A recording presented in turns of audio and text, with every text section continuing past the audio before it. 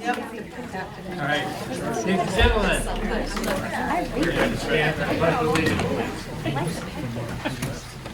I pledge allegiance to the flag of the United States of America and to the republic for which it stands, one nation, under God, indivisible, with liberty and justice for all. Thank you. Mr. Valenzola is not with us tonight. May he be in good health. Moving right on to the approval of minutes. Is there a motion to approve the minutes of December 16th? So moved. Second. And that was a joint? Say I'm done. Second. Any errors or omissions? If not, I'll call for a vote. All those in favor say aye. Aye. And one of the things that I'd like to do in my administration, as limited as it is actually have you people talk. So, yes, I'll call for the vote. All right, all those opposed? It is approved.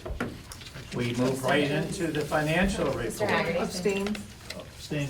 You forgot the Abstention? I'm abstentions. sorry. We do have one, I'll two. never forget to do that. All three. We had no Holland last month? We were boycotting, we should tell you. Yikes. You didn't catch it, so. All right. Moving right into Mrs. Leo, who's going to give us all the marvelous news about the financial status. Okay, so for fiscal '26, That's the only place his mom is in. you can see our expenditures and our revenues are, revenue's a little bit behind, but I think it was more the timing of the report than actual revenues being behind. Expenses, are pretty much on track. We do have a couple of lines. Our long-term substitutes at the senior high school, we've got a couple of long-term illnesses, which is impacting that line. Our substitutes on the technical side, we had an unexpected vacancy, which has been filled, correct? Got a nod down there. We also have an additional vacancy that happened in December, so there's some additional substituting going on there. Supplies and materials, software for the junior high, that money is going towards IXL for ELA, math and social studies, as well as Newslia. And then our professional development tech salaries, we just have staff taking more classes, which is good, so just sort of an unbudgeted expense. Are there any other questions that I might be able to answer for you? I'm just curious what Newslia is. Greg? Yes. Newsella, I mean? Oh. It's spelled Newsella, Newsella? Yeah, Yeah. it's the application you're using in civics classes, like our 8th grade civics class. Doesn't have an actual like a textbook, so they put a lot of it together, and that's like the primary source that they use. It uses a lot of primary sources, and that's pretty much the focus of it, so they use that as their primary kind of teaching point. Thank you. Okay. And we're moving right along, and we have our report from our students. Who's going to lead off, Nikki or Ben? Nikki. Kiki, I'm sorry. Nikki's from my left. Okay. I don't do this enough. Or maybe I do. I think Ben usually falls to the ladies before gentlemen. Gentlemen. This month I'm going to be talking about a few of the interactive events that went on within Tech. Recently, carpentry worked with the nonprofit organization called Cans for Congo. The carpentry class created a bin near the sheds behind the school that would serve as a convenient drop-off point where parents and staff can leave bags of redeemable cans and bottles. The proceeds from these recyclables directly fund the nonprofit's mission of helping children access schooling and essential supplies. This project not only benefits the charity but also highlights our school's commitment to community service and sustainability. For health careers, we also hosted 2 guest speakers who allowed the students to understand their personal struggles within their conditions. A student in the senior class named Izzy came and educated us on her ostomy bag. It was really cool to learn about her condition and see how it affected her daily life. She showed us a video of her cleaning it and talked to us about why she has it. This also aligned with the gastrointestinal unit that we just completed. In this unit, we learned all about the GI system and all about ostomy bags. We also did skills labs on how to care for ostomies, so it was very impactful to see a classmate who has lived most of her life with one. And finally, we had a guest speaker named Sean Converse, who has a rare kidney disease. He spoke to us about developing this disease in his teenage years, which was extremely difficult considering that he was a college athlete and lived a normal life. He explained how he had to change his lifestyle and his diet in order to preserve the condition of his kidneys and prevent them from declining.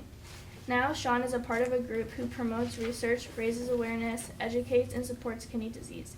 He is now a senior in college who is healthy and in remission and lives his life going around to spread awareness through his story. This impacted our health careers classes and helped us to understand kidney diseases more as we recently completed that unit as well. We are learning so much and doing great things. Thank you, Kiki. I guess that's fine. All right, Ms. Ben. Okay. I'm going to be completely honest with you guys. Like, with the meeting being later last month, I kind of already talked about most of this, so for your sake, I'll try to rapid fire through everything. So starting off early in December, our student council executive board attended Southbridge's annual Festival of Giving Trees. We brought 5 volunteers from that board and decorated our own tree themed around the movie A Nightmare Before Christmas. So we had like a black tree, we had ornaments that were themed around the movie, and then we had a star theme around the movie as well. Overall, I thought the event was just a great way for our board to bond, as well as kind of interact with the community around us. On Saturday, December 6th, Student Council held their annual Winter Warrior Day of Service. We had about 70 members of our own council, along with some members from the Junior High Student Council, show up to volunteer. At this opportunity, we had several stations aimed at providing service to our community. So we made dog toys for Second Chance Animal Shelter, felt arts for the NICU, holiday cards for Brookfield Rotary Club, and then Cancer Kids First Club also made like stockings for cancer patients as well. Overall, I thought the event was a great time. The students had a lot of fun interacting with each other while simultaneously engaging in providing community service. Somehow, I forgot to mention the toy drive, which was one of the biggest things that we did in the month of December. So we started that in late November. We sent out notices to our students and staff, and then fall collection ended on December 10th. I don't have an exact number of the amount of children we were able to provide toys for, but I do know that it took me 2 full car trips to bring toys to Brookfield Elementary School, 1 full car trip to Holland, and then another full car trip to Sturbridge. And those schools seem to be very grateful for all of our donations. I thought our staff and students did a great job showing up for the toy drive. I know in past years we have had issues with like all the donations not being taken off of our wall of wishes. That wasn't a problem this year, so I thought that was a great success. From December 15th to December 19th, we had our Winter Spirit Week. We had several spirit days and activities to keep our student body engaged before winter break. So starting on Monday, December 15th, we had our first Spirit Day, which was Penguin versus Reindeer, followed by Blizzard Day, Pajama Day, Stripe versus Spirit Day, and Family Photo Day on Friday. During this week, we also had our annual mobile polar plunge, so we had that on D Block Thursday, December 18th. So compared to last year, we had a significantly larger amount of plungers. It was around 140, and then we raised a total of $10,879 compared to last year's, I think it was around $9,300. So overall, the event seemed to be very successful, and our student body seemed to have a very great time participating in it. And then I had just a couple more things I wanted to touch upon that aren't in the student report. On December 22nd, we had our bus driver appreciation. So we had members of our student council gather at the end of D Block, and they passed out kind of goodie bags filled with like fruit snacks and cookies and like kind notes, and we went outside and gave them to the bus drivers, and they seemed to be very grateful for it. And I was glad that we are starting to bring back more staff appreciation and faculty appreciation in our school. Similarly, last Thursday, January 15th, we wheeled around our teacher treat trolley cart. That's a mouthful, but we wheeled that around after finals just to show our staff that we appreciate them. So we know that like grading finals is very tedious. And that's all I really had to touch upon for like current business. Good. Any questions for Ben or for Kiki? If not, we'll move right into the adult report. Mr. Sturgis. All right, happy to go first. So, a couple of these things are in my report. I think I reported in December, so like, keeping with Ben's theme of the night, I will save you guys from hearing it twice. Just as you know, as in the report, there's a lot of fun activities that lead into December break in the junior high level. But typically, in its ways, is that right now we come back from winter break and it's go time. There's really no slow segue back to school because we only have 2 weeks and the second quarter's over. And now we're at the midway point, I think tomorrow actually, is the midway point of the year. And then as you see in here, the MCAS schedule is already out. And so I figured this month, and I hope to do it each month, is to give you kind of a spotlight of our MCAS tested department, so you know the work that we're putting in to kind of get ready this year. And I know we're all hoping and working towards better scores, but I'm confident with the stuff that our teachers are doing with the kids on a regular basis, that our kids are going to be better at the end of the year regardless of what scores say. Well, hopefully it works out in both categories. But 7th grade reading classes, they're reading The Spirited Ghost Bear, where they split, and our reading teacher in 7th grade is tying that into bullying, or I should say anti-bullying, and so they have a big project at the end that they just wrapped up on creating anti-bullying posters. Also in the 7th grade ELA class, they just wrapped up reading The Christmas Carol. That was more towards right near the end of break. And this year, for the first time, we actually had students do a writing assignment, as we try to do everything with more writing. But they created happy holiday cards for seniors in the area, and the kids actually found that to be enjoyable, and it's turning to more what hopes to become a kind of pattern, something we can do, maybe not the same people over and over again, but different organizations. In 8th grade reading classes, we're reading The Long Way Down. Curriculum focuses on analyzing its verse novel format, exploring themes of revenge, grief, and cycles of violence.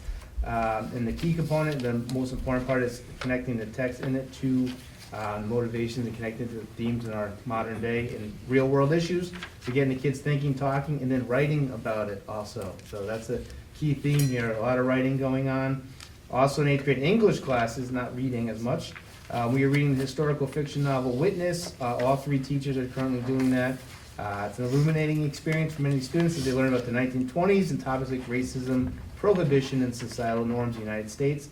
But beyond that, if anyone follows the Tantasqua Facebook page, most notably, we are the state champions in the state of Massachusetts in the Vocabulary Bowl. And so I found out that that's actually legitimate, like that wasn't just a fun thing we signed up for. We got a banner. It's a full banner. There's a lot of schools involved, and they measure how many kids participate at an accurate level. And we had a few students that went above and beyond the others and made it competitive, but as a whole school, we legitimately came in first place in the state of Massachusetts and are extremely high in the country. So we're very proud of that. Our English department, all of them did that in 8th grade. And the kids are actually proud of that too, which is not surprising. You win something, but they won a vocabulary contest. And so they're excited about that. So I'm proud. The teachers put a lot of work in, dedicated some time, and now they're actually gearing up to use, because I have a couple of English teachers who believe the vocabulary is the most important thing for our MCAS scores going up. So there's a real targeted focus on vocabulary in 8th grade, now obviously 7th grade as well. So I just want to give you kind of an update of a lot going on in our academic world as much as the fun stuff we also do too. So if anyone has any questions? Questions for Greg? Okay. Thank you very much. Jane? Thank you. Hi, everybody. So along that same line, it's just been busy. You know, we were away for a long time, and then we had another long weekend. I feel like I'm split 50-50 between school and home. So the shops are bustling. We just finished Exploratory 7, on to Exploratory 8. With a couple adjustments to dates, we're looking at St. Patrick's Day will be our non-traditional assembly, where all of our freshmen will come in and they'll speak to students that are considered non-traditional for their shop placement, the upperclassmen.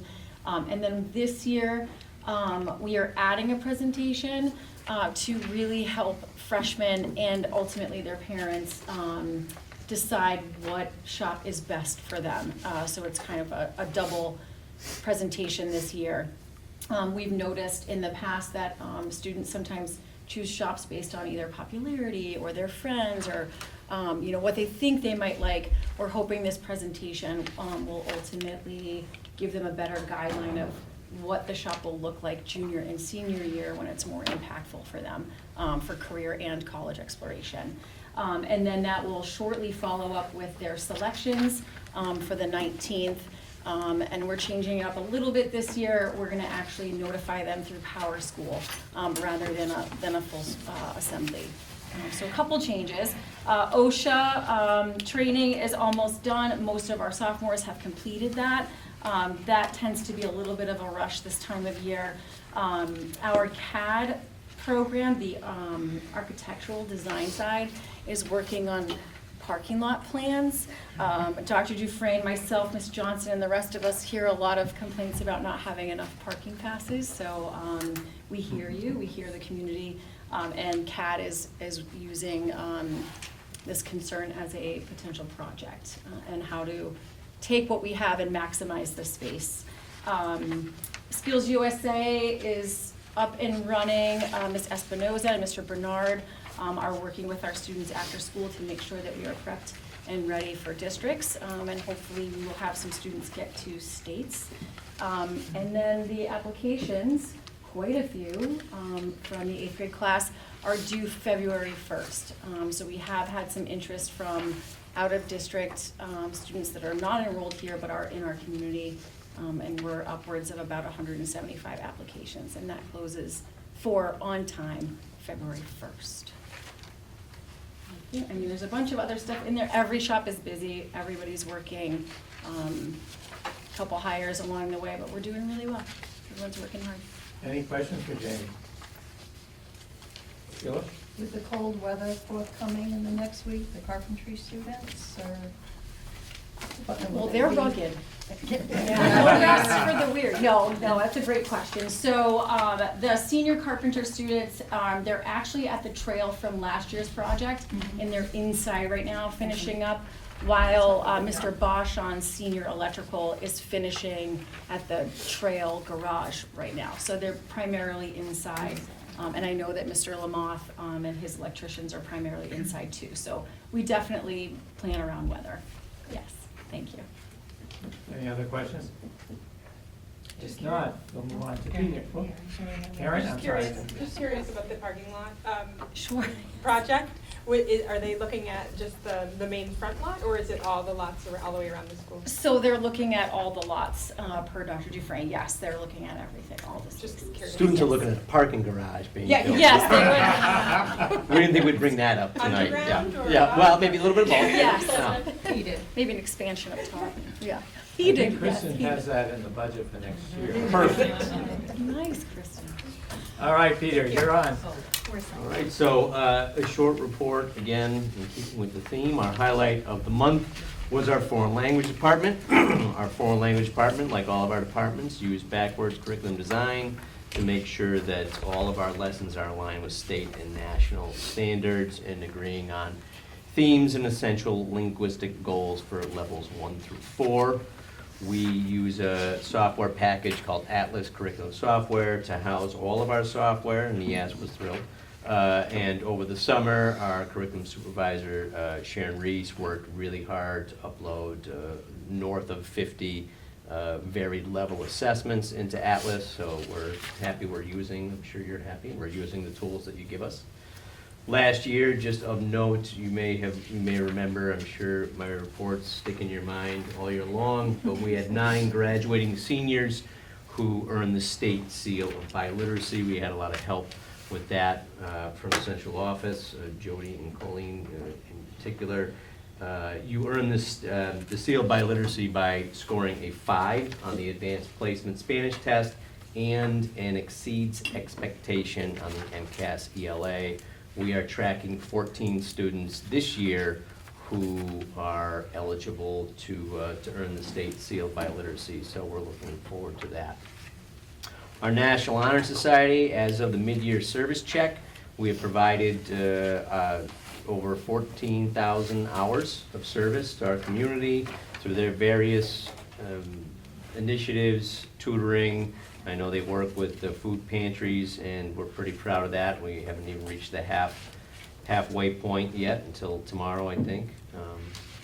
Of course, sent 5 students to Central District MEA, and we are preparing to host 24 show choirs at the end of the month for our show choir weekend. I believe that's the 30th and the 31st this month, so they're working hard. Athletics is underway. The season is at least a third of the way over, and which seems hard to imagine. Our girls basketball team of note, with only 2 seniors on the team, is 5-2. Swim and dive is a record of 3-1. Our cheer team has a competition coming up in February, and in our co-op sports, just always want to update folks that Tantasqua student athletes represent 2 different cooperative programs. With Auburn High School hockey, we have 10 student athletes on the Auburn Rockets, and in Shepherd Hill, we have 9 student athletes wrestling. And that is all from us. Any questions for Dr. DeFranco?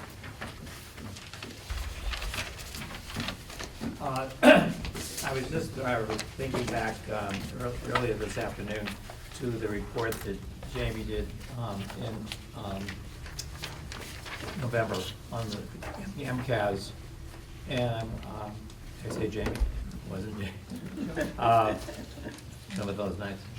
I was wondering if you could include in your reports next month something about what you've been doing since November in terms of trying to improve those test scores that we talked about in November. It would be great if you could. Be happy to. Thank you. All right, moving right along. Committee reports, budget. Have not had a meeting, but we have our meeting Saturday after the retreat, and everybody's welcome. It'll be fun. I'm sure it will. Technical. We have a meeting scheduled for Friday the 30th, 9 a.m. to quarter to. Curriculum. And we have a meeting on Monday coming up. All right. Bylaw and policy. We have a meeting next Wednesday. Negotiations. No meeting. No meeting. No meeting, no plan, no Amen. negotiating. Building and physical plans. We tried, but no meeting. All right. So really successful reports then. Superintendent's report. Yeah, just a few things, and one of here is a typo, actually. The Review 360 progress, I'm gonna push to next month. That was a note for Carol to plan on for all February agendas. But just a brief update. I think in December, by then, we had shared that the initial draft report from the state committee had come out on graduation requirements, and then conversations would go from there with the governor planning to have a final recommendation or requirement by the end of this fiscal year. Since then, there's been a number of roundtable conversations and various different subgroups trying to have meetings to respond to the draft. So the superintendents had a couple of hours Zoom session last week. As you could expect, responses vary by physical location in the state, urbans versus rurals, what various challenges will be. So I'm doing a lot more listening than commenting. I don't always agree with my peers, but I don't completely disagree with the common concerns are certainly how quickly would some of these things be implemented. I'm not really stressing over that because the state knows better than to try and ask something be done quickly because they have to do the work first. So if common course, end of course assessments happen, MCAS isn't going away until they're created. They're not gonna get created overnight. There's certainly a lot of conversation across the state over end of course assessments and what courses and what standards they would be measuring in what might they be? Does the state weigh in as to what, if anything, any of that is applied to a student's grade or not? So a lot of that going on. Interesting concerns of, you know, our courses don't necessarily line up. We don't have an Algebra 1 course, and the bubble in my head is like, well, then maybe your problems are a little bit bigger than just these state graduation requirements. So there's conversation on that. There's a lot of conversation, which I'm not surprised with at all, at the suggestion that the FAFSA be a requirement of every student to complete. So I'm sure there'll be a lot of conversation around that. The MyCap in the portfolio is not getting a whole lot of resistance. I think that is something that everyone agrees is great for every student that's graduating to have. So, and then of course, it's the unfunded mandate conversations will be out there. So there's a lot to still be worked out, but there's a lot of conversations going on. And I've not seen any particular roundtables yet that are from MASC. Certainly keep my ears open, and if there are things to share with you and you want to get in on any of those conversations, I'll make sure you're aware of them. Quick things, reminder, the retreat for this Saturday, 9 to 12, with Bill Gilmeister doing a presentation, and then our YPAR, our youth, Tantasqua Junior High and Senior High kids planning to present. If you haven't already told Carol, especially if you can attend and have not told her, please let me know after this meeting so I can plan how many coffee cups I should have set up and muffins. Other than that, I know it's a busy time, and we certainly appreciate that the committees want to have these retreats, and then when the time comes, things happen. And winter turns out to be a little more challenged because you've also got medical, we've got some staff where their household is ill, some school committee members, and we have some who actually work in the medical industry and are not able to go because of that. That's keeping them pretty busy. Heads up, one is a heads up, which is tradition, and one is a kind of unanimous consent request. So the next couple of meetings will be a bit off cycle and off date. The reminder, our standard process for your February meeting is always the Wednesday after, because no one wants to come during February break. I don't understand that, but. So reminder, February 25th is our February meeting. We are again in a little bit of a scheduling issue in March, because, and I'm not gonna ask right now, but in the future, we may need to kind of try and make a permanent vote change.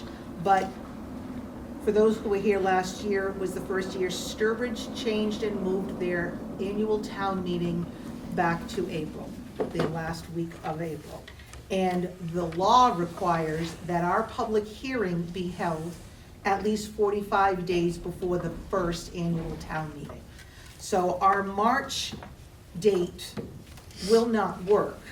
And our proposal, I have talked to Mike as the chair, and I'm looking to see if we can get a quorum if we have our March public hearing on Wednesday, the 11th, which is a little bit less than a week earlier than our normal meeting. We're technically supposed to have it done by Friday the 13th. I have meetings that week on the Tuesday and the Thursday. Can we show our hands, have a show of hands on the 11th, if you can make it? March 11th. Yep. Okay, so if you folks could pencil that in, we'll get some formal change of postings, and then we'll talk, or I'll suggest that either the end of this year or the very start of the new year, we talk about if that's gonna be a standing thing, what might we wanna do to change that? At least in the month of March, there's no vacation breaks, much to all of our chagrin, getting in the way of our schedule, so if we can get ahead of that, that would be great. Okay, Anything else? that is it from me. I have a question. We were under the gun back in December, November, December, to get our graduation requirements put together because they were going to be posted in DESI. Is DESI posted those? Well, what it was the competency, and I've Right. not seen that posted yet. There was all kinds of threats, but it hasn't happened yet. So there were two things we had to get, was our competency determination, which was the big new issue, and graduation requirements, which had always been in our handbook, but they wanted to see the policy. We put it in policy form, and that's fine, but we've not seen any competency determination global postings yet, so. More feedback on that. Right, or feedback on our submitted. We got a very quick feedback on the vocational policies. Middle school pathway. The middle school pathway, which is connected to the technical programs, and that quick, but this one, no, obviously it's a bigger beast anyway. I Interesting. can't say I'm surprised, but, Interesting, thank you very much. Sheila had a Question, question. the retreat on Saturday, Carol had it as 8:30, I assume Gilmeister is at 9. Yeah, so, Okay. yes, so the Just wanted to 8:30, and again, confirm. if we had 34 members, the thought was it would take half an hour to get coffee, Right. muffin, and introduce each other. If we're down to half of that, 8:30 is not the hard start. The hard Okay. start is It's 9 o'clock, all right, thank you. Yep. All right. Communication. I included in this packet because we just don't get positive feedback often enough. And honestly, thanks to, many of you here have sent us positive feedback and we really appreciate it. But you know, we hear the negative far quicker than we hear the positive. So I wanted to include this. I did respond to the parent who had said they wanted the staff to be recognized, and I asked if it was okay to share with you. She said absolutely. I did just redact the actual students' names, but the parent was all about sharing the thanks. In this case specifically, junior high staff and a number of them, but talking also fondly about our other children. I believe right now, they have one in each, elementary, junior, and senior. So just sharing the good word. Okay. All right, moving right along, unfinished business, and I don't see any listed. Nope. Is anyone aware of any unfinished business? All right, moving right on to new business. And for some reason, there's We no left new none business. hanging in December. No new business. So efficient. I knew. Moving right into public access. Neil. No one. No, not Neil, Mike. Good night, John. Just a hello, thanks. Just a hello, thank you very much. I'd like to say Noel drew the right straw to be here, but you were here last month too, so it's Yes. not that you're just all cycling through. I know you want to say this. Thank you for joining And it's us. good to know that he's not freezing. That's right, that's right. All right, public access, beyond that, open forum. Anyone? This Danielle. might be unfinished business, but I was just curious about the follow-up from the Student Advisory Council. I know you had met with them in December, and then we had talked about having a representative attend our meetings and the alternate ones. I was wondering if they were invited. I don't blame them for not being Yeah. available, but. If I You may. want me, yes, Please. Michelle. I think, as you'll recall from my report last month, that first meeting was very introductory, and I think we were all trying to find our way as to how to integrate those students into our current body. So I think that the feeling was that, rather than have them come here tonight and feel really out of sorts, let's wait until the second meeting where we have a little bit more meat to that luncheon, hopefully, Mhm. and then invite them to that subsequent meeting. All right, thank you. Full disclosure, there was a little bit of confusion. Some of us thought it wasn't supposed to happen tonight, some thought it was. They're not here tonight, but we are hopeful that they will be here next Yeah. month. It makes sense. Yeah, even though yeah, there give them a was- little more there time to was a get their little- own feet Yeah. wet. Yep. Yeah. Yeah. All right, any other questions or comments? Another one. If not, before I screw up another name, we will move to an adjournment. Is there a motion to adjourn? So moved. Let's go. All I didn't get dinner. those in favor say aye. Thank you. Thank you very much. Adjourned at 6:34.